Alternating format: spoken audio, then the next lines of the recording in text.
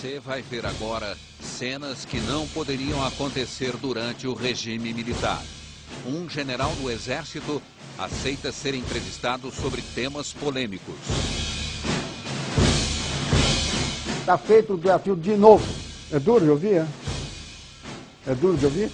Uma dúvida que fica, como é que uma prática... Você tem a dúvida, vamos ver se eu tenho. Você me forçou a te dizer isso. Aqui, hoje todo mundo diz que foi torturado para receber a Bolsa Ditadura. É essa a resposta que você quer? O senhor chamou o ex-presidente Fernando Henrique Cardoso de fugitivo, entre outros Ele exilados. não, todos eles, inclusive ele. Nós não somos bandidos, nós somos soldados de luta. Ninguém foi preso impunemente, não. Vocês não dão repercussão nisso, hein? Essa é a nossa mágoa. O soldado é um cidadão de uniforme para o exercício cívico da violência. No mundo inteiro, historicamente. Quer guardar a frase?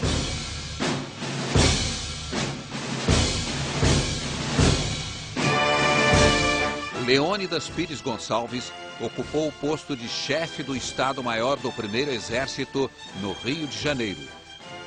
Nesta função, cabia a ele dirigir o DOI-CODE, o temido Destacamento de Operações de Informações do Centro de Operações de Defesa Interna.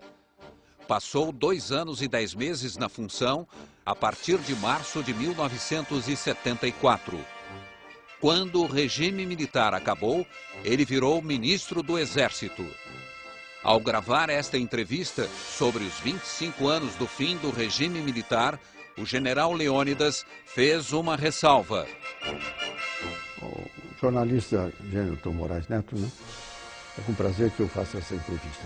Quero fazer apenas um aspecto que eu gostaria que ficasse esclarecido. Eu não sou historiador, mas tenho uma tendência de ser memorialista. Portanto, eu só vou dizer coisas que eu participei diretamente ou muito próximo. Porque eu acho que um dos grandes erros de história, seja de qualquer país, não apenas do Brasil, são as versões serem mais verdadeiras do que a verdade. Em seguida, pediu que suas ideias não fossem suprimidas na edição. Por que também a gente não fala? Porque você sabe muito bem, eu estou dizendo isso para você todo com confiança, porque se você fizer um corte aí, você me deixa mal, qualquer corte errado que você faça. As palavras do general são um documento. O que um militar de alta patente tem a dizer sobre uma fase conturbada da história recente do Brasil. Aos 88 anos de idade, o general diz que não teme controvérsias. O senhor já chamou a cassação de mandatos e a suspensão de direitos políticos de medidas altamente civilizadas. Baseado em quê? O senhor chama de civilizadas medidas que são, obviamente, uma violência política. É porque elas são históricas, né? A cassação é uma denominação nossa do ostracismo na Grécia e do banimento em Roma. São essas duas coisas. Então, ela é civilizada porque ela tem 2000 anos de atuação mesmo. E nós ainda fizemos com uma maneira mais doce do que faziam os romanos e os gregos. Porque nós não afastamos as pessoas do lugar onde moravam, eles afastavam. Mas os exilados foram obrigados a sair do Brasil. Não se esqueça que nós não tivemos exilados no Brasil, nós tivemos fugitivos, né? Pode ser dura a minha palavra, mas eu não acho que nós tivemos exilados no Brasil. Não houve um decreto de exilar ninguém. Depois que fizeram algumas coisas, quiseram ir embora, então nós continuamos banidos. Eles quiseram ir embora para aqui, para lá, para colar. Viu? Pegaram um avião e saíram por aí, né? O senhor chamou de fugitivos os exilados, alguns célebres, como Miguel Arraes, Leonel Brizola, Luiz Carlos Prestes. O senhor não acha que é uma injustiça? Não acho que seja injustiça, não. Eu acho o seguinte, porque a palavra exilado também não serve para eles. Porque está escrito exilado é alguém que recebe um documento do governo exigindo o afastamento dele. Esse documento nunca houve. Como é que você quer taxar eles, então? Dá uma sugestão. A minha sugestão é que é fugitivo. Mas historicamente eram exilados. Não, que história, que negócio historicamente? O governador Miguel Arraes, por exemplo, foi deposto, Foi confinado na ilha de Sim, Fernando mas Noronha. foi embora porque quis. Mas foi embora porque quis. Ele podia ter voltado a Pernambuco e ficar na casa dele. Deposto? Mas qual é o problema? Todo. Oh, não, não é todo, não. Ele então enfrentasse como deposto legalmente as coisas. Fazia a sua proselitismo a respeito, mas não sair correndo para o mundo. Assim foi os outros, saíram todos correndo para o mundo. Ninguém quis ficar aqui. E mais, alguns foram se preparar militarmente para fazer a confrontação em Cuba, em Albânia, na Rússia, etc. O caso do específico que você cita aí, do Miguel Arraes, ele não foi fazer isso, não. Ele foi lá para o Rio e foi onde ele se deu muito bem fazendo os seus negócios. Ele foi um homem de sucesso em negócios, você sabe disso, né? Então, eu não acho, não. Você insiste nisso porque você esquece que, para ser exilado, precisa ter um documento que provoque o exílio dele. Mas, na prática, não havia condições de exercício da política naquela época. Mas fica, então, aguardando no país. Ele não precisa ir embora fugitivo. É por isso. Por que ele fugiu do Brasil? Para mim, ele fugiu do Brasil. Com medo de outras sanções. Miguel Arraes era governador de Pernambuco quando foi deposto por militares que cercaram o Palácio do Governo no dia 1º de abril de 1964. Preso, partiu para o exílio em 1965. Voltou ao Brasil na anistia em 1979. O senhor considera que o ex-governador era um fugitivo ou um perseguido pelo regime militar? Eu acho que primeiro que ele merecia as punições que recebeu, pelas atitudes que ele tomou. Não num regime democrático. Não, mas a gente também se antecipa aos que querem fazer. O que é que ele queria fazer do Brasil? Essa que é... Nós, depois, olha aqui, depois nós temos um grande orgulho do nosso faro, porque depois, olha, o que aconteceu na Rússia, o que aconteceu em todos os países de origem comunista, aquela mortandade... Vocês nos acusam da esquerda, viu? Eu não sou representante os da esquerda. Tem um livezinho, não tem, cadê? Tem um livezinho, né? É jeito dele. Você se esquece. Quantos milhões matou o Stalin? Quantos milhões matou o Khmer Vermelho? Quantos mil matou o Fidel Castro aí nessa ilha dele? 17 mil. Olha aqui, e outra coisa, que geralmente o exilado é um homem que sofre restrições, não sei o quê. Os homens que foram para o Chile, bem, eu queria tirar o curso que eles tiraram lá, viu? São Fernando Henrique era professor universitário, com a vida muito bem organizada, viu? Vivia com maior naturalidade, sem nenhuma restrição financeira, por exemplo, o ex-presidente Fernando Henrique, só para dar um exemplo. Então, eu digo assim, exilado é uma coisa, quem vai voluntariamente, que eu gosto de chamar de fugitivo, é outro. Não faça convite. Essa tua convicção de exilado precisa acabar com isso, porque para nós... Mas não é convicção minha, é um fato histórico. Pois é, não é um fato histórico, não, senhor. O fato histórico é que tivesse uma lei fazendo o exílio.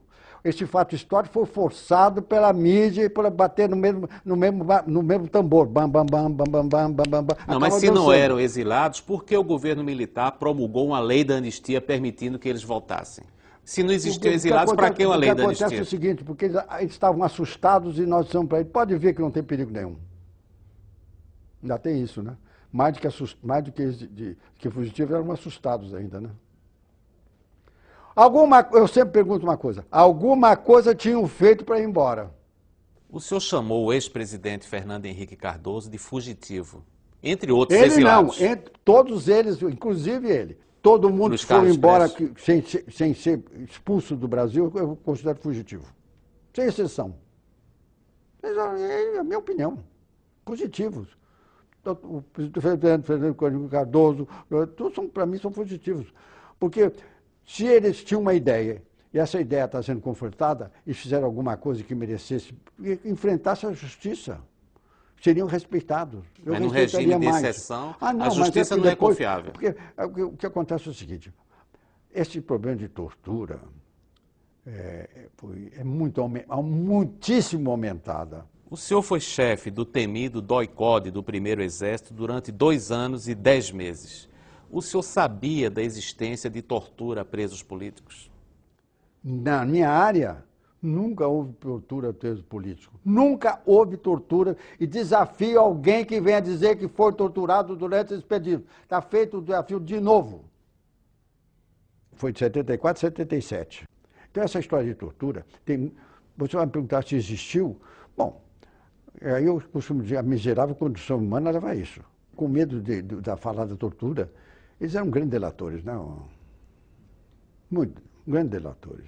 Que um do Comitê Central delatou toda a turma, para mim, para o meu esquema de segurança no Rio de Janeiro. O senhor está dizendo, é uma acusação grave, que pagou a um integrante do Comitê Central do Partido Comunista para delatar seus companheiros. Quem pagou, o senhor? Não, a organização. O senhor tem ideia de quanto foi? Nunca me contactei com nenhum subversivo. Pessoalmente, nunca. Isso não era minha missão. Minha missão é dirigir o órgão que faz isso. E de quem foi a ideia de pagar? O senhor está falando do Foi minha, porque fui adido militar na Colômbia e aprendi que lá eles compravam todos os subversivos com dinheiro.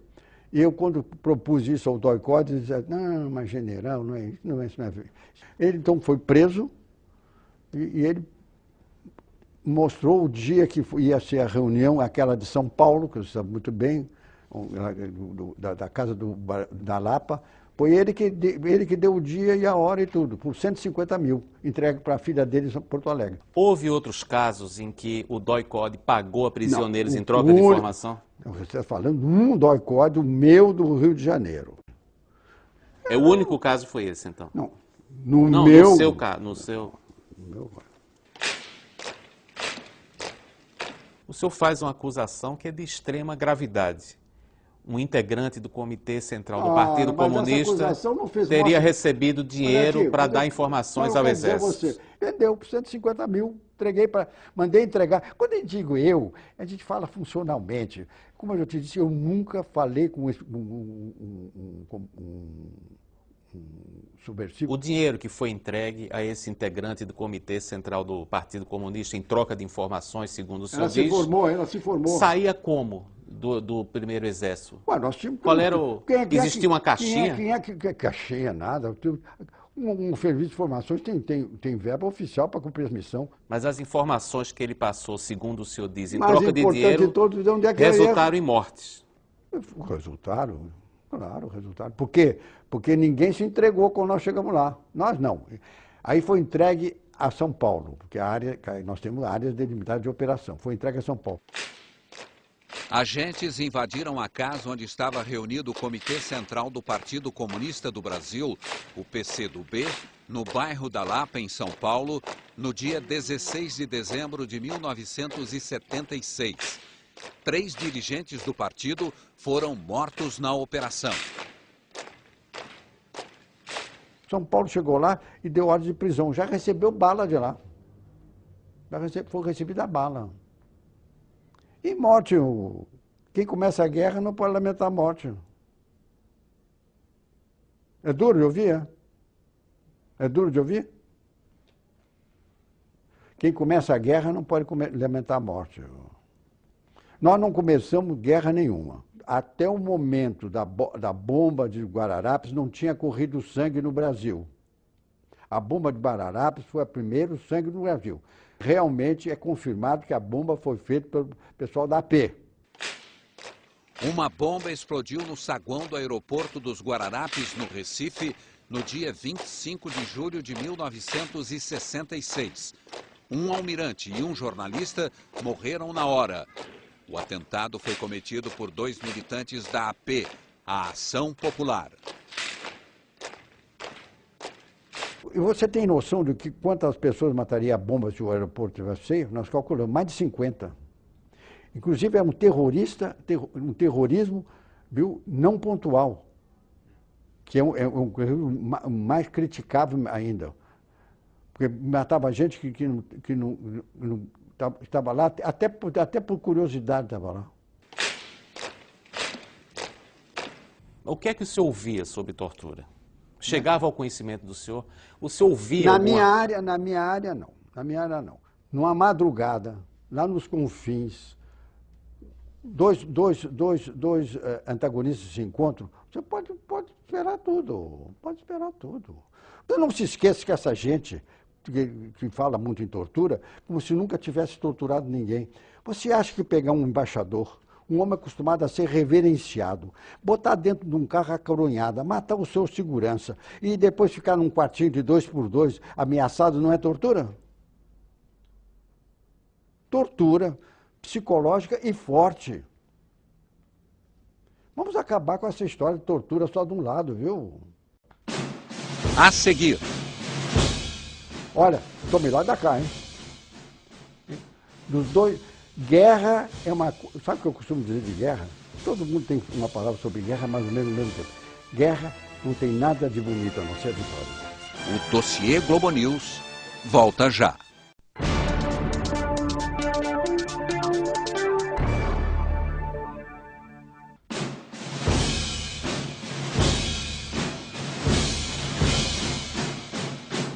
Agora, uma discussão que vai durar anos. A tortura era feita com ou sem o conhecimento dos chefes militares? Não, isso nunca foi ordem, nunca foi norma de ação, nunca foi política dos chefes militares para torturar ninguém. Por que eu, por exemplo, o meu DOI-CODE era muito vigiado por mim? Porque o meu DOI-CODE era feito de exército, marinha, aeronáutica, política, bombeiro, civil, desenhista. Eu sei a formação do oficial da MAM, mas não sei dos outros lugares, não. Então a gente tinha que policiar. Porque aí eu repito sempre, a miserável condição humana, condição humana leva a fazer as coisas mais criticáveis. Porque tem gente que gosta de torturar. Tem gente que gosta de torturar. Havia militares que gostavam de torturar. E civis também. E subversivos também. Agora, uma dúvida que fica, como é que uma prática... Você tem a dúvida, vamos ver se eu tenho. Como é que uma prática tão grave como a tortura ocorria em quartéis sem o conhecimento dos superiores? Não, esse problema de ouvir em quartéis, você tem que dizer o seguinte... Há relatos de prisioneiros. Quartéis, eu digo, porque na minha área não havia tortura em quartel nenhum. Eu não Mas houve tortura, por exemplo? Na OBAN, fala não sei o quê. Muito bem. A OBAN era a sigla da Operação Bandeirante, uma organização criada pelo Exército em São Paulo em 1969 para centralizar operações contra adversários do regime militar. Eu digo o seguinte... Há dezenas de relatos. Até coisas pontuais, né? Coisas pontuais. Paulo, no Herzog, eu não tenho a menor dúvida que o Herzog é um suicida. Eu não tenho a menor dúvida. E não há a menor dúvida de que ele foi torturado também. Há relatos. O Herzog para quê? O Herzog não tinha significado nenhum. Vladimir Herzog foi torturado nas dependências do Exército em São Paulo. Isso é inegável. Para mim, eu não posso te afirmar sim ou não, porque eu não vivi lá, não conheço, eu nunca fui da UBAN, não sei nada da UBAN. Nada da UBAN. Agora, essas coisas acontecem em tramuros, você sabe disso, né? O jornalista Vladimir Herzog apresentou-se para depor no dia 25 de outubro de 1975 no 2º Exército em São Paulo, porque era suspeito de ligações com o Partido Comunista, que na época era ilegal. Cerca de 8 horas depois, estava morto. Eu não tenho dúvida que o fato ficasse no ar. Mas houve um inquérito feito por um general da maior gabarito, um homem de uma moral impecável, feito de propósito, que fez os estudos tintim por tintim, e o resultado do inquérito foi: ele é suicida. Agora, por que eu acho também que ele é suicida? Vou te explicar. Você não sabe o que é um subversivo preparado. Um subversivo preparado é um soldado guerrilheiro, viu? É um soldado guerrilheiro, que a gente respeitava. Vamos enfrentar gente dura. Aquele rapaz, aquele senhor, ele era moço, né? Ele não tinha preparo nenhum. Ele era professor, né? Ele era jornalista, não tinha preparo nenhum. Quando prenderam ele, eu tenho certeza que ele estava assustado. Porque eu vi muitos assustados quando viram que aquilo que diziam não era verdade e que eu mandava embora. Ele assustado, pensando que ia ser supliciado, não sei o quê. Porque a minha pergunta é assim, matar o Herzog para quê? Matar o Herzog e os enforcados para quê? O Herzog não tinha significação maior, ele estava ali para dar informações. Ele fez porque ele realmente, na minha concepção, ele se apavorou das circunstâncias em que ele estava. E o homem, quando fica nesse tipo de pressão, ele faz qualquer coisa. Mas há relatos de outros prisioneiros que ouviram, inclusive, gritos do Vladimir Herzog na prisão. Ou seja, houve violência física contra ele. Pode até que tenha havido, mas não houve mortes para ele. Porque ele, medicamente, sem dúvida, ele morreu enforcado. E foi ele que se enforcou. Em 1978, a Justiça Federal responsabilizou a União pela prisão, tortura e morte de Vladimir Herzog. Você sabe que eu sempre conto esse episódio que aconteceu no meu DOI-CODE. É um corredorzinho, 4x4, e na cabeceira lá ficava um oficial sentado numa cadeira, noite e dia. De repente, esse oficial que estava lá ouviu um som estranho. E foi, olhou todos os quatro, não tinha nada demais. Isso é verdadeiro o que eu estou dizendo. De repente ele viu um som maior. Aí ele passou de novo, viu uma mulher numa posição estranha na cama. Ele entrou, ela estava se estrangulando com um tecido que ela tinha tirado do lençol e fez uma trança. Ela estava se estrangulando. Nós não deixamos ela morrer. Já pensou se ela morreu o problema que eu ia ter? Essa senhora, por exemplo, é uma senhora moça, uma mulher de uns 40 anos. Ela estava se estrangulando. Foi salvo para o nosso sistema, porque nós tínhamos o exemplo do menino lá, o Herzog. 3 meses depois da morte de Vladimir Herzog, o operário Manuel Fiel Filho apareceu morto nas dependências do 2º Exército. O presidente Ernesto Geisel demitiu o comandante do 2º Exército, general Edinardo Dávila. O presidente Geisel demitiu o comandante do 2º Exército porque havia torturas em São Paulo. Fez muito bem fazer. Mas o princípio do João Geisel é o princípio que nós nos orientávamos os chefes, né? Nós não admitimos tortura. Ninguém admitiu.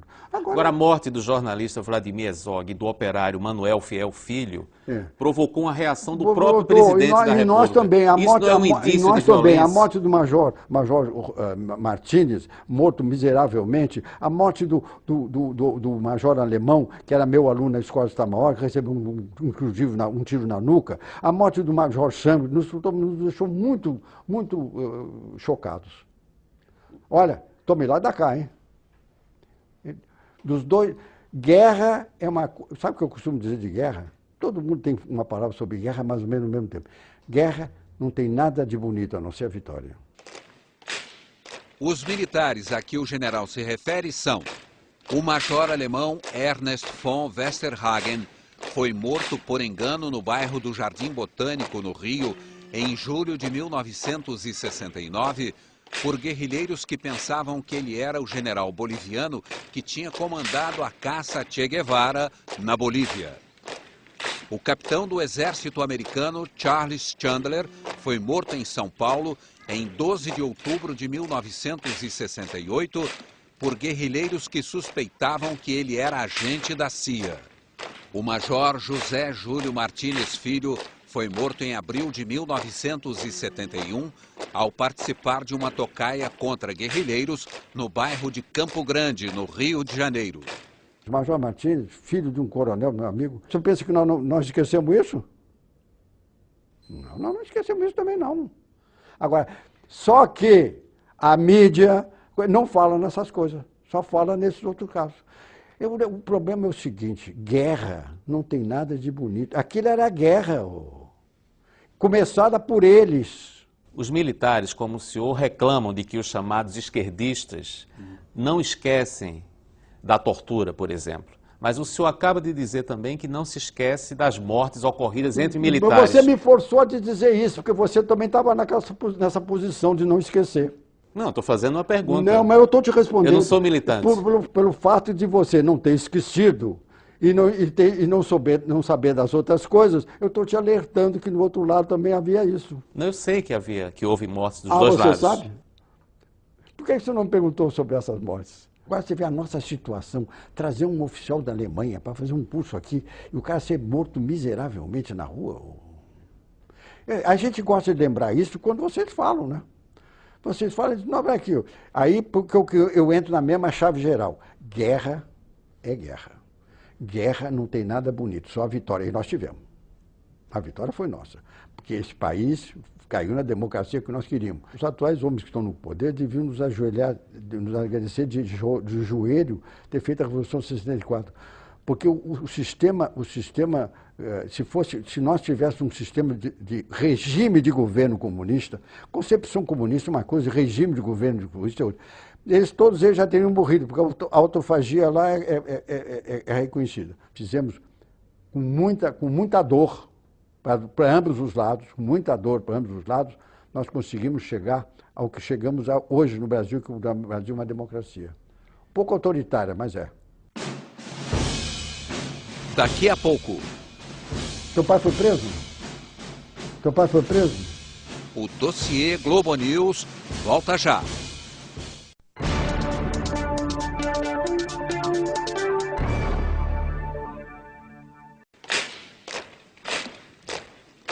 O senhor diz que os atuais ocupantes do poder deveriam se ajoelhar diante dos militares para agradecer o restabelecimento da democracia.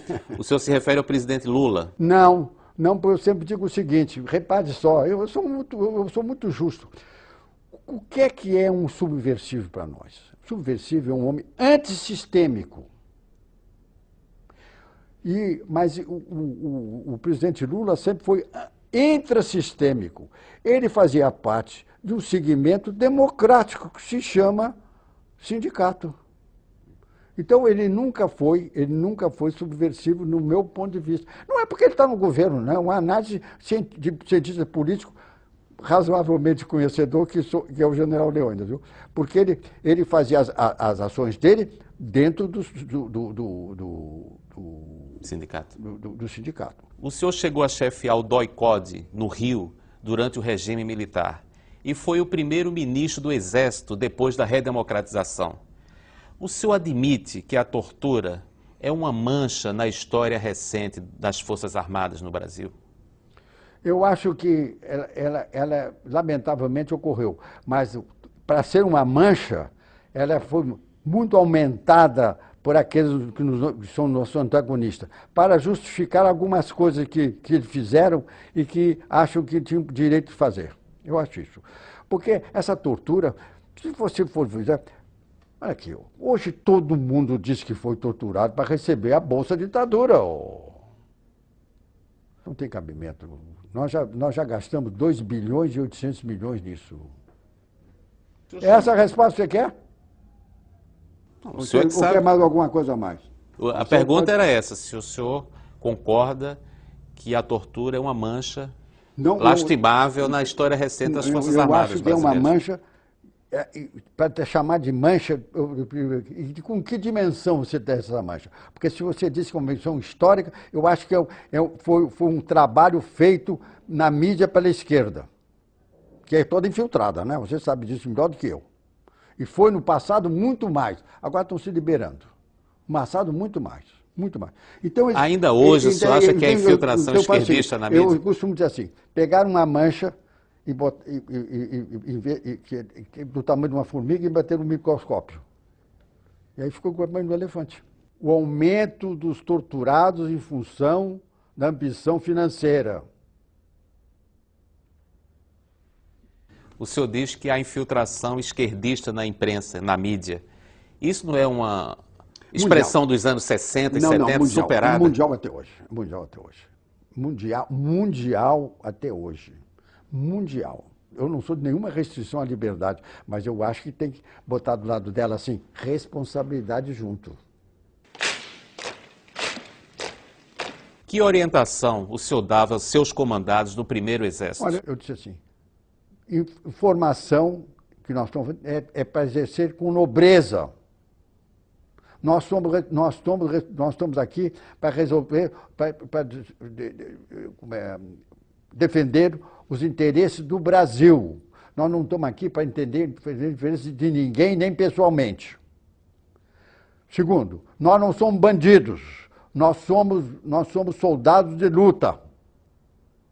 Por isso eu dou a seguinte orientação para vocês. Se você entrar num aparelho, lutando, e alguém levantar o braço, se você me atirar num homem com o braço aberto, vocês vão se ver comigo, porque nós não somos bandidos. Agora, se você está na luta e acha que o indivíduo pode morrer, atire para matar. Dá uma orientação como eu estou te dando agora aqui. Depois eu dava algumas instruções de comportamento individual na hora da confrontação. Então é o seguinte, uma maneira, vamos dizer, simples para ter o alcance até do soldado, é o que eu fiz essa imagem, que no fundo eu queria dizer assim, não cometam arbitrariedade. Então por isso, na hora de dar chocolate, não se dá tiro. Na hora de dar tiro, não se dá contra o chocolate. E algum dos seus comandados atirou para matar? O senhor tomou conhecimento? Olha, eu tenho absoluta certeza que na luta muitos morreram também. E muitos mataram. Agora, na atitude de soldado. Porque você faz uma... Olha aqui, parte de outra frase do Jean Leônidas. O soldado é um cidadão de uniforme para o exercício cívico da violência. No mundo inteiro, historicamente. Quer guardar a frase? Do General Leônidas. O soldado é o cidadão de uniforme para o exercício cívico da violência. Se você vai me perguntar se o soldado mata, eu vou ter que achar graça.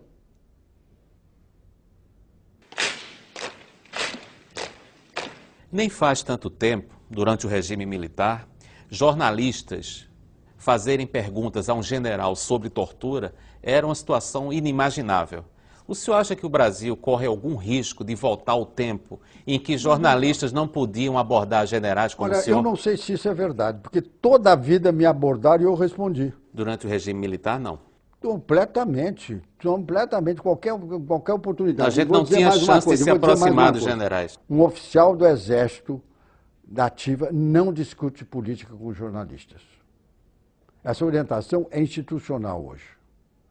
Então você vê, você faz essa pergunta, para te responder, você tem que fazer uma abordagem política. E por isso que ele não te responde. Está bem explicado? Mas não era só por esse motivo. Na época do governo militar, os generais, além de não responder às perguntas, eventualmente perseguiam os jornalistas. Houve casos notórios de prisão de jornalistas durante o regime militar. Eu sempre pergunto, teu pai foi preso? Teu pai foi preso? Alguma coisa ele fez, né? Eu sempre digo isso. Ninguém foi preso impunemente, não, viu? Alguma coisa grave fez, porque nós temos medidas da gravidade também. O nosso problema grande... O senhor acabou de dizer que o Vladimir Herzog não tinha tanta importância. Por que então ele foi preso? Qual foi a gravidade do crime de Vladimir Herzog? Estava sendo avaliado. Ninguém pode fazer, porque eu ouvi dizer... Prende para perguntar. Eu prendi muitas pessoas e eu ficava dentro da lei exatamente nas horas que podiam ser presos. E as perguntas típicas eram feitas. Não caracterizava, pode ir embora. O senhor acha razoável prender para perguntar? Eu acho muito razoável. Na época que estávamos vivendo. Nós estávamos vivendo na época que ações antissistêmicas eram vultosas. E todos os dias, onde se assassinava, onde se assaltava banco, onde se raptava embaixador. Está vendo como é que é? Está vendo como é o outro lado? Agora, vocês não dão repercussão nisso, hein? Essa é a nossa mágoa. Que nós fizemos a revolução... Vocês quem? Os jornalistas. Não dão repercussão. Que tipo de informação o senhor passou ao então ministro do Exército, do general Figueiredo, Walter Pires, sobre Tancredo Neves? Eu sou soldado e soldado leal. Falei com o Walter pessoalmente. Eu disse para ele que o meu candidato o presidente, o Dr. Tancredo Neves, porque por essas razões, que eu acho que ele é capaz de pacificar o Brasil, etc. É os mesmos argumentos que eu te disse aqui. E ele não teve nenhuma reação contrária, absolutamente. Também não foi favorável, só disse assim, bem, aquele velhinho, Leônidas. Um assunto que incomoda os militares até hoje é o chamado revanchismo sobre o regime militar. O que é que o senhor disse ao general Figueiredo ou ao então ministro do Exército, Walter Pires, sobre esse assunto? Revanchismo de quem contra quem? Dos civis contra os militares. A verdade é a seguinte, uma das coisas que sempre nos deixou muito incomodados foi o revanchismo, quer da palavra, quer em atos. Porque eu não posso esquecer, viu, jornalista Genton, que a sociedade veio aos berros na rua pedindo que as Forças Armadas realizassem a Revolução de 64. O Exército Brasileiro nunca foi intruso na história do Brasil, sem instrumento da vontade nacional. E quando nós fizemos a Revolução de 64, nós estávamos cumprindo a vontade nacional.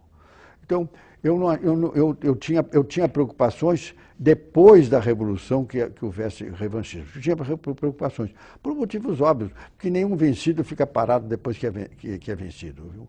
E a realidade disso foi o que historicamente ocorreu depois.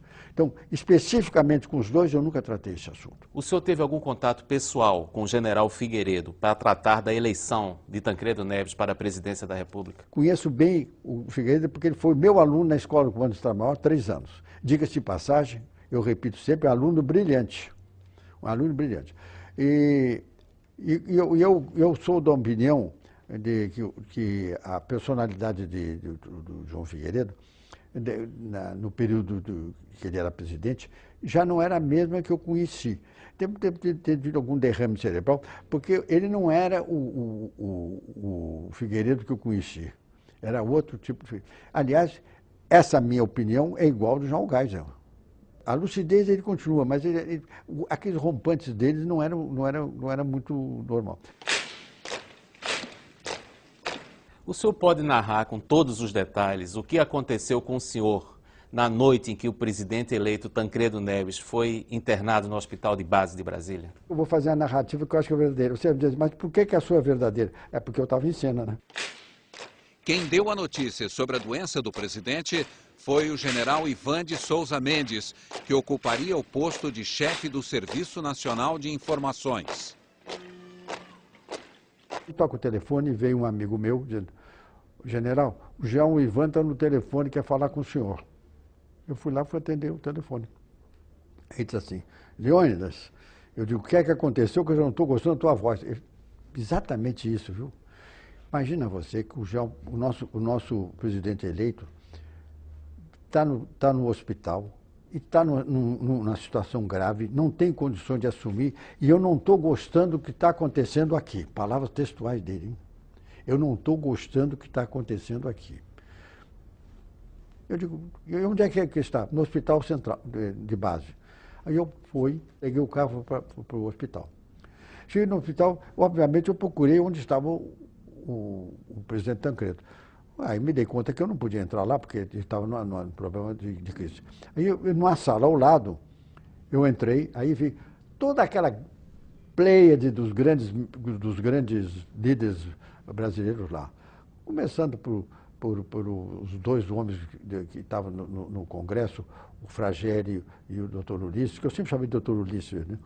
O Sarney, o Antônio Carlos Magalhães, Dornelles, Marco Maciel, enfim, toda essa gente conhecida, que eu não vou me estender, para não quero esquecer ninguém. Estávamos no centro da sala, reunidos, como se fosse jogador de rugby. Aí eu fui pedir licença, com licença, e cheguei até o fim, no centro do terremoto, viu? Aí fiquei ouvindo. Me dei conta que o assunto era o seguinte, quem é que ia assumir no outro dia? E fiquei escutando mais um pouco e cheguei à seguinte conclusão. Eles estavam num impasse. Agora, curiosamente, eu digo hoje, eu não senti ambição nem do Dr. Ulisses, nem do Sarney. Mas você sabe o que é a entourage de cada lado, né? Eu ouvi mais um pouco, aí eu disse assim, vamos, esse problema, problema pode virar um problema sério aqui. Aí ele disse, com licença, senhores. Isso mesmo que eu estou dizendo. Eu não sei qual é a dúvida dos senhores. Ficou todo mundo parado para me ouvir.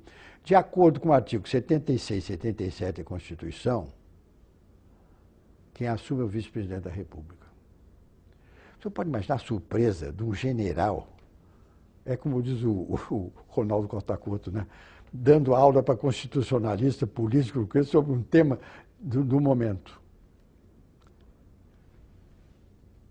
Você sabe qual foi a reação? Nenhuma. Então eu cheguei à conclusão que ele estava esperando que alguém com conhecimento e firmeza dissesse o que tinha que fazer. E a partir daí, de uma maneira ou outra, eu passei a comandar o espetáculo. Essa é a pura verdade. Frase que me atribui, por exemplo, eu não sou jurista, eu não sou, não, mas tinha conhecimento. E tinha mais que conhecimento, tinha poder. Que eu estava todo o exército brasileiro atrás de mim, que eu sabia. Porque eu estava preparado para isso. E outra coisa, nós queríamos que esse país não desse uma demonstração para o mundo que era um país que estava se organizando. Quando fica aí, o jurista tal disse, eu digo assim, palpite de arquibancada. Quem estava no jogo, na arena, aquela hora tinha que resolver. É como quem tem que fazer o gol. Não adianta a arquibancada berrar, passa para o fulano. Não. Então, quem estava na arena era eu. Então, o resto tudo é fantasia. É verdade que o senhor praticamente obrigou o então vice-presidente José Sarney a assumir a presidência da República no lugar do presidente Tancredo Neves, que estava doente?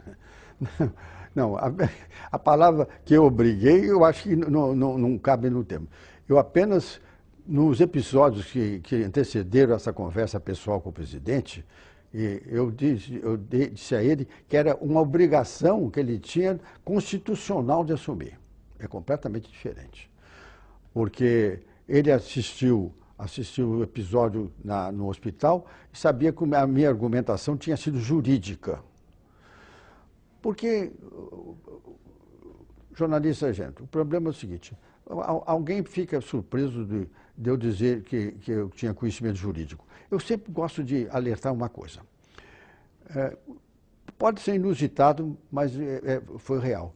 Eu, quando fiz o curso da Escola Superior de Guerra, diferentemente do que todos os militares preferem, eu não fiz tema militar.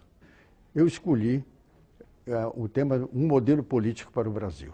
Eu não era nenhum jurista, mas era um homem conhecedor da coisa. E, principalmente, eu conhecia todas as constituições brasileiras, desde 91 até 69, porque eu propus mudanças nelas no meu trabalho. O senhor poderia reconstituir exatamente que diálogo o senhor teve com o então vice-presidente José Sarney na noite da doença do presidente Tancredo Neves? Eu telefonei para ele de madrugada. Ele me disse assim, quase textual. Depois de todos esses anos, eu posso errar uma palavra. Olhões, estou muito constrangido amanhã a assumir sem o presidente Tancredo Neves. Aí eu disse para ele, Sarney, tenho muito trabalho a organizar todos esse evento para amanhã e que estava previsto de acordo com a Constituição que você assume. E, portanto, o seu argumento, eu acho que não vale. Boa noite, presidente. Falei com o seguinte propósito. Eu tive propósito.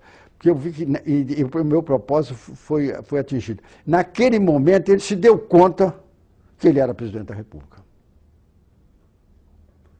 Porque eu sempre digo uma coisa, eu já tive funções de destaque, não é brincadeira você receber uma responsabilidade de ministro do Exército, uma responsabilidade de ministro da Justiça e de presidente da República. É um choque, principalmente quando não estava previsto, como era o caso dele. Agora, a minha palavra, boa noite, presidente, eu tenho certeza que psicologicamente condicionou o cérebro dele para dizer, eu sou presidente.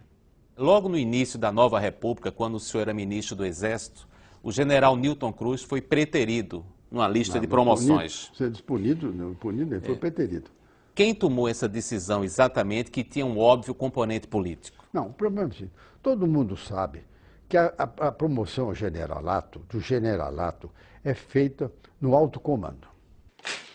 Ex-chefe da Agência Central do Serviço Nacional de Informações, o SNI, e ex-comandante militar do Planalto, O general Newton Cruz deixou de ser promovido na primeira reunião realizada pelo alto comando do Exército depois do fim do regime militar, em março de 1985. E eu sempre digo uma coisa que pouca gente sabe. A única oportunidade que o alto comando não é submetido ao comando do ministro é nessa oportunidade. Ele é um colegiado. Mas o senhor teve alguma participação Nenhuma, no fato de o general ter sido preterido? Nenhuma. O que acontece é o seguinte... Mas ele atribui Você acha ao que eu não senhor? conversava com as pessoas? Esse Newton maluco, por exemplo, outro não sei o quê. Nas conversas de um almoço, essa coisa que o Newton faça, então você tinha bem na plena certeza que o conceito dele estava muito abalado. Plena certeza. Ele não tem voto nenhum. 0 voto. Ele não sabe disso e nem eu contei nunca para ele.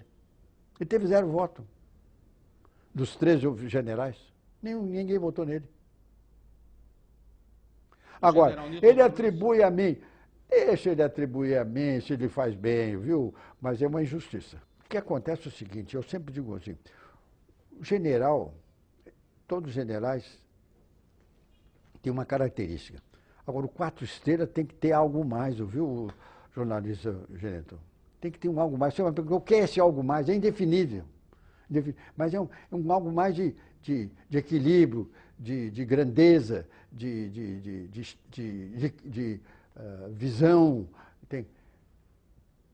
Como nós vamos fazer um 4 estrelas, essas coisas entram em baila. Se o presidente Tancredo pediu para não promover. Começa que...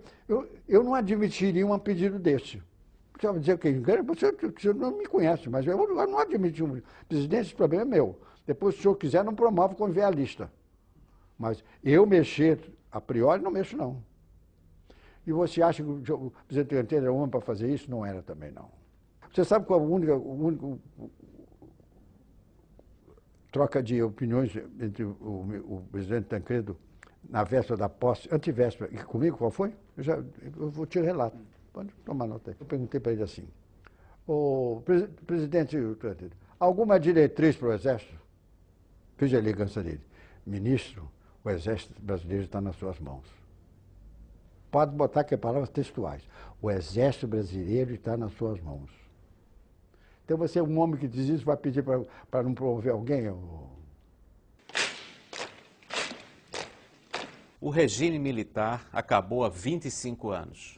Historicamente, o que é que vai ficar da imagem das Forças Armadas naquele período? Se a história chega, eu sempre digo que a história chega à verdade, ela vai chegar a essa conclusão. O regime militar salvou o Brasil de se tornar uma república sindicalista comunista, criminosa e assassina, para se desaguar, depois de muita luta, na democracia que temos agora. Eu digo isso com a maior convicção.